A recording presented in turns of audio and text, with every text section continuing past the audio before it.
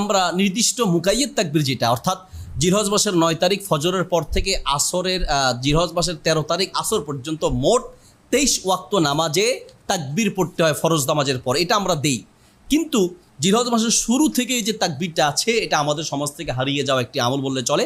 এই জন্য আসলে আমরা এটা প্রচার করার চেষ্টা করি, মোবাইলে, ইন্টারনেটে, মেসেজের মাধ্যমে, হোয়াটসঅ্যাপে, ফেসবুকে যেভাবে পারি প্রচার করার চেষ্টা করি, এই মৃত সুন্নাহটিকে বাস্তবায়ন করার চেষ্টা করি। সাহাবায়ে কেরাম বাজারে গিয়ে তারা এই তাকবীরটি দিতেন, আল্লাহু আকবার, আল্লাহু আকবার, লা ইলাহা ইল্লাল্লাহু, আল্লাহু আকবার, আল্লাহু আকবার, ওয়ালিল্লাহিল হামদ। এটা জিলহজ মাসের চাঁদ দেখা যাওয়ার পর থেকেই শুরু হবে ইনশাআল্লাহ।